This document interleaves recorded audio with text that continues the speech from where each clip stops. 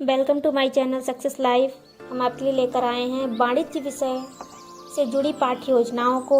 हमने हर पाठ्य योजना की अलग अलग वीडियोस में डाली हुई हैं। ये हमारी चौथी पाठ्य योजना है। इससे पहले की 3 पाठ्य योजनाओं की वीडियो अलग अलग हैं। अगर आपको लेनी हो तो आप पीछे बैक वीडियो में जाकर ले सकते हैं। और आगे 2500 प्लान की अलग अलग वीडियोज हम इसमें डालेंगे। ये हमारा चौथा पाठ्य योजना है जिसका प्रकरण है व्यापारिक पत्र। जानते हैं व्यापारिक पत्र प्रकरण पर हम यह पाठ्य योजना कैसे तैयार करें। सबसे पहले दिनांक डालते हैं, विषय डालते हैं वाणिज्य, प्रकरण डालेंगे व्यापारिक पत्र, फिर कक्षा, कालांश, अवधि। उसके बाद सामान्य उद्देश्य लिखे जाते हैं जो कि हमारे विषय से ही जुड़े होते हैं। हमारा पहला सामान्य उद्देश्य है छात्रों को व्यावसायिक पदों, तथ्यों, सिद्धांतों आदि का ज्ञान कराना। दूसरा है व्यावसायिक तथ्यों के प्रति रुचि जागृत करना। नेक्स्ट, व्यवसायी जीवन की सामाजिक एवं राष्ट्रीय समस्याओं से अवगत कराना।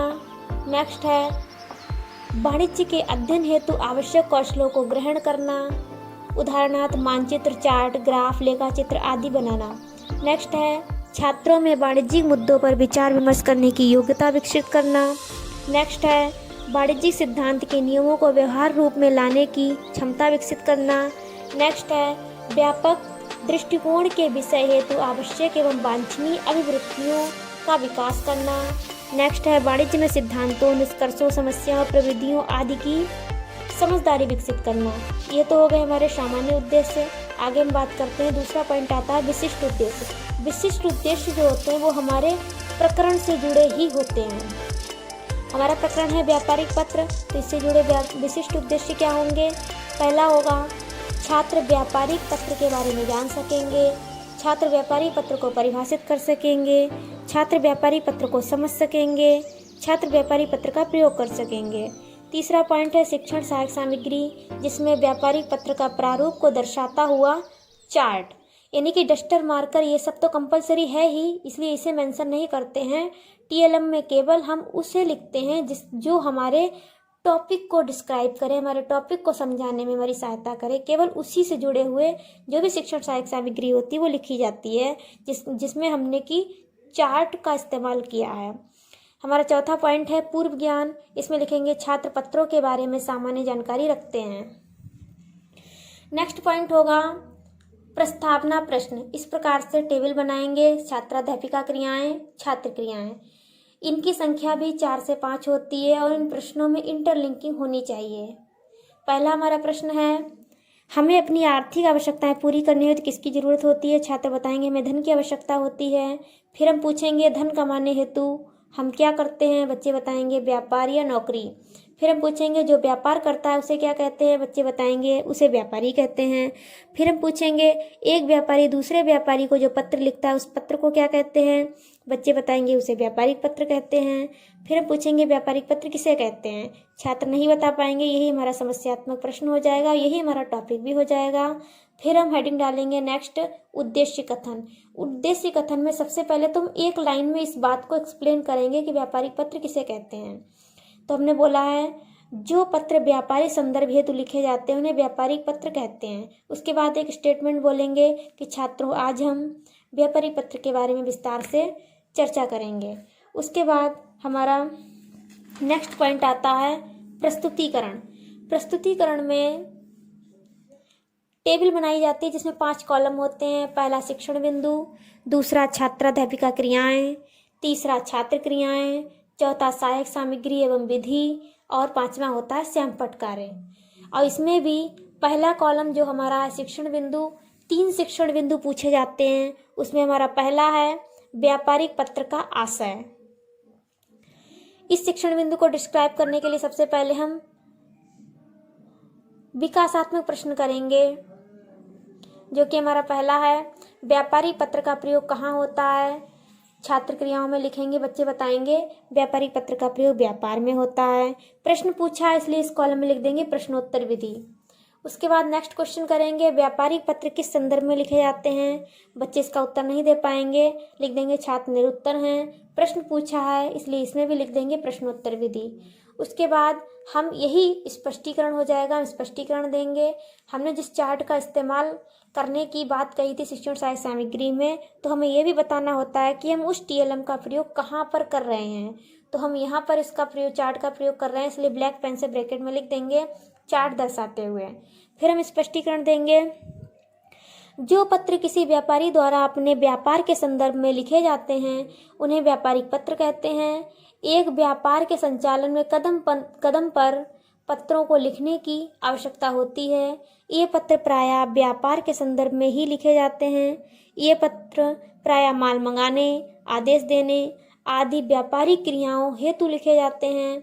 अतः व्यापारिक पत्र व्यापार के सिलसिले में व्यापारी द्वारा लिखे जाते हैं। जब हम स्पष्टीकरण दे रहे थे उस समय छात्र क्या कर रहे थे? छात्र हमारी बात को सुन रहे थे, इसलिए लिखेंगे सभी छात्र ध्यानपूर्वक सुन रहे हैं। इस कॉलम में लिखेंगे प्रदर्शन विधि और व्याख्यान विधि।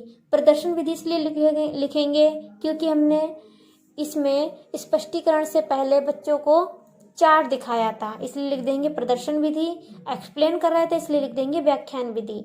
और व्याख्या देते समय हमें श्यामपट्ट कार्य भी करना होता है। संक्षिप्त में जो मेन पॉइंट्स होते हैं उन्हें यहाँ पर मेंशन करना होता है, जो कि हमने लिखा है व्यापारिक पत्र। अर्थ लिखेंगे जो पत्र व्यापार में एक व्यापारी द्वारा दूसरे व्यापारी को लिखे जाते हैं व्यापारिक पत्र कहते हैं। बहुत ज़्यादा लिखने की जरूरत नहीं है, समझाया ज़्यादा जाता है और लिखा कम जाता है। फिर हमारे स्पष्टीकरण से जुड़े हुए ही बोधात्मक प्रश्न होंगे। उसमें हमारा पहला प्रश्न होगा व्यापारिक पत्र किन किन दशाओं में लिखे जाते हैं। बच्चे बताएंगे माल मंगाने, आदेश देने आदि। ये हमारी प्रश्नोत्तर विधि होगी क्योंकि हमने बच्चों से प्रश्न किया है। उसके बाद नेक्स्ट क्वेश्चन होगा व्यापारिक पत्र किसके द्वारा लिखे जाते हैं। छात्र बताएंगे व्यापारियों द्वारा। ये भी हमने बच्चों से प्रश्न ही पूछा है, इसलिए लिखेंगे प्रश्नोत्तर विधि। ये तो हमारा पहला शिक्षण बिंदु पूरा हो गया। अब हम दूसरे शिक्षण बिंदु की ओर चलेंगे, तो उसी कॉलम में हमारा दूसरा पॉइंट डालकर लिखेंगे व्यापारिक पत्र के उद्देश्य। वही विकासात्मक फॉर्मेट वही रहेगा, विकासात्मक प्रश्न पूछेंगे। हमारा पहला प्रश्न होगा व्यापारिक पत्र क्यों लिखे जाते हैं। छात्र बताएंगे व्यापारिक पत्र माल मंगाने हेतु लिखे जाते हैं। हमने बच्चों से प्रश्न पूछा इसलिए यहाँ पे लिख देंगे प्रश्नोत्तर विधि। हमारा नेक्स्ट प्रश्न होगा व्यापारिक पत्र के और कौन कौन से उद्देश्य होते हैं। छात्र नहीं बता पाएंगे तो लिख देंगे छात्र अस्पष्ट उत्तर दे रहे हैं। प्रश्न पूछा है इसलिए इसमें लिख देंगे प्रश्नोत्तर विधि। उसके बाद यही हमारा स्पष्टीकरण हो जाएगा। हम अपना स्पष्टीकरण देंगे कि व्यापारिक पत्र एक ऐसा पत्र है जो व्यापार के संचालन में सहायक होता है। जब हमें नए नए बाजारों की खोज करके उनसे संपर्क स्थापित करना होता है तो हम पत्र लिखते हैं। जब हमें अपनी बिक्री को बढ़ाना होता है तो ये पत्र लिखे जाते हैं। जब हमें माल मंगाना या आदेश देना होता है तो हम पत्र लिखते हैं। पत्रों के माध्यम से व्यापारी अपनी शिकायतों को दूर करता है। अतः व्यापारिक पत्र एक लिखित माध्यम है। जब हम स्पष्टीकरण दे रहे थे उस समय छात्र सुन रहे थे, तो लिख देंगे सभी छात्र ध्यानपूर्वक सुन रहे हैं। व्याख्यान विधि लिखेंगे क्योंकि यहाँ पर समझाया जा रहा है और स्पष्टीकरण के दौरान ही श्यामपट्ट कार्य भी करना होता है, जिसमें संक्षिप्त में 2-4 पॉइंट्स ही लिखे जाते हैं। तो हमने लिखा है व्यापारिक पत्र के उद्देश्य। पहला होगा नए नए बाजारों की खोज, बिक्री को बढ़ाना, आदेश देना, शिकायतों को दूर करना। दूसरा है व्यापारिक पत्र लिखित माध्यम है। जब उन्हें स्पष्टीकरण दे दिया तो अपने ही स्पष्टीकरण में से 2 से 3 बोधात्मक प्रश्न पूछेंगे। ये बोधात्मक प्रश्न अपने स्पष्टीकरण से ही निकले होने चाहिए और हमारे श्यामपट्ट कार्य से जुड़े होने चाहिए। तो हमारा पहला बोधात्मक प्रश्न है व्यापारिक पत्र के 2 उद्देश्य बताओ। छात्र बता देंगे बिक्री बढ़ाना, आदेश देना। प्रश्न पूछा इसलिए इस कॉलम में लिख देंगे प्रश्नोत्तर विधि। हमारा नेक्स्ट होगा व्यापारिक पत्र कैसा माध्यम है। बच्चे बता देंगे लिखित माध्यम है। प्रश्न पूछा है इसलिए इसमें भी लिख देंगे प्रश्नोत्तर विधि। अब हमारे 2 शिक्षण बिंदु पूरे हो गए हैं। तीसरे शिक्षण बिंदु में भी इसी प्रकार से 3rd पॉइंट डालकर लिखेंगे व्यापारिक पत्र के गुण, यानी कि हमारा तीसरा शिक्षण बिंदु जो है व्यापारिक पत्र के गुणों पर आधारित है। इसमें भी हम सबसे पहले विकासात्मक प्रश्न पूछेंगे, व्यापारिक पत्र सरल भाषा में क्यों लिखने चाहिए। बच्चे बताएंगे व्यापारिक पत्र सरल भाषा में इसलिए लिखने चाहिए क्योंकि पढ़ने में सरलता होती है। प्रश्न पूछा है तो उसमें लिख देंगे प्रश्नोत्तर विधि। नेक्स्ट हमारा क्वेश्चन होगा, व्यापारिक पत्र के कौन कौन से गुण होते हैं। छात्र नहीं बता पाएंगे तो लिख देंगे छात्र अस्पष्ट उत्तर दे रहे हैं। प्रश्न पूछा है इसलिए इसमें भी लिख देंगे प्रश्नोत्तर विधि। यहीं से हम अपना स्पष्टीकरण देंगे और बताएंगे कि पत्र लिखना एक कला है। पत्र जितना आकर्षक होगा उतना ही प्रभावी होगा। पत्र संक्षिप्त और पूर्ण होना चाहिए। पत्र की भाषा सरल व स्पष्ट होनी चाहिए। पत्र लिखते समय इन गुणों को ध्यान में रखना चाहिए क्योंकि पत्र यदि पढ़ने वाले पर प्रभाव डालेगा तो पत्र व्यवहार अधिक अच्छा होगा। जो हम स्पष्टीकरण दे रहे थे उस समय छात्र सुन रहे थे, लिख देंगे सभी छात्र ध्यानपूर्वक सुन रहे हैं। यहाँ हमने बच्चों को जब स्पष्टीकरण दिया तो लिखेंगे व्याख्यान विधि क्योंकि हमने व्याख्या करके बताई है। स्पष्टीकरण के दौरान ही श्यामपट्ट कार्य करना होता है, इसलिए श्यामपट्ट कार्य में लिख देंगे व्यापारी पत्रों के गुण। संक्षिप्त में लिखेंगे आकर्षक, संक्षिप्त, पूर्ण, सरल व स्पष्ट। अब इनको डिटेल में हम मौखिक रूप में ही समझाएंगे, बहुत ज़्यादा लिखने की जरूरत नहीं है। फिर अपने ही स्पष्टीकरण में से 2 से 3 बोधात्मक प्रश्न पूछेंगे, जो कि हमारा पहला प्रश्न है, व्यापारी पत्र के कोई 2 गुण बताओ। बच्चे बता देंगे सरल एवं संक्षिप्त। दूसरा प्रश्न होगा, व्यापारिक पत्र आकर्षक क्यों होना चाहिए। बच्चे बता देंगे व्यापारिक पत्र आकर्षक इसलिए होना चाहिए ताकि पढ़ने वाला प्रभावित हो सके। दोनों में हमने प्रश्न पूछे इसलिए लिख देंगे प्रश्नोत्तरी विधि। तो इस प्रकार से हमारे तीनों शिक्षण बिंदु पूरे हो जाएंगे। जब 3 ही शिक्षण बिंदु पढ़ाने होते हैं, जब तीनों शिक्षण बिंदु पूरे हो जाएंगे तो हम नेक्स्ट पहुंचेंगे। हमारा नेक्स्ट पॉइंट होगा श्यामपट्ट सार एवं निरीक्षण कार्य। इसमें लिखेंगे छात्राध्यापिका छात्रों को श्यामपट्ट सार अपनी उत्तर पुस्तिकाओं में उतारने का निर्देश देकर स्वयं कक्षा में घूम घूम कर निरीक्षण करेगी। फिर हमारा नेक्स्ट पॉइंट होगा पुनरावृत्ति प्रश्न। पुनरावृत्ति प्रश्न और मूल्यांकन प्रश्न एक ही बात होती है और इसमें 3 से 4 प्रश्न पूछे जाते हैं जो कि हमारे पूरे टॉपिक से जुड़े होते हैं। कहीं से भी कोई भी प्रश्न पूछा जा सकता है क्योंकि यहाँ पर पहुँचते पहुँचते आप अपना पूरा टॉपिक पढ़ा चुके हैं और छात्र उन्हें सुन चुके हैं, समझ चुके हैं, इसलिए सारे प्रश्नों के उत्तर छात्र दे सकेंगे। हमारा पहला क्वेश्चन होगा, जो व्यापारिक पत्र लिखता है उसे क्या कहते हैं। व्यापारिक पत्र किसे कहते हैं। व्यापारिक पत्र के 2 उद्देश्य बताओ। अच्छे व्यापारिक पत्र के 2 गुण बताओ। बच्चे इनके उत्तर दे देंगे। नेक्स्ट एंड लास्ट होगा हमारा पॉइंट गृह कार्य। गृह कार्य में हमें प्रश्न उत्तर छोड़ करके कोई भी होमवर्क दिया जा सकता है क्योंकि अब तक पूरे टॉपिक में हमने प्रश्नोत्तर ही पूछे हैं तो बच्चों को बोरिंग ना लगे, इसलिए कुछ अलग हटकर होमवर्क उन्हें देना चाहिए जो कि हमने सही गलत दिए हैं। उसमें हमारा पहला है, जो व्यापारिक पत्र लिखता है उसे व्यापारी कहते हैं। सही या गलत जो भी होगा बच्चे बता देंगे अगर आपको ध्यान से सुना होगा, आपके प्रकरण को समझा होगा। नेक्स्ट है, व्यापारिक पत्र व्यापार संदर्भ में नहीं लिखे जाते हैं। स्पष्ट व्यापारिक पत्र का गुण नहीं है।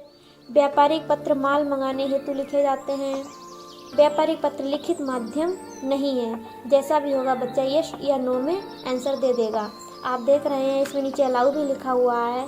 हाँ, अलाउ का मतलब होता है कि टीचर्स ने इसे अलाउ भी कर दिया है और इस प्लान में कोई भी फॉल्ट, कोई भी मिस्टेक, कोई भी गलती नहीं है।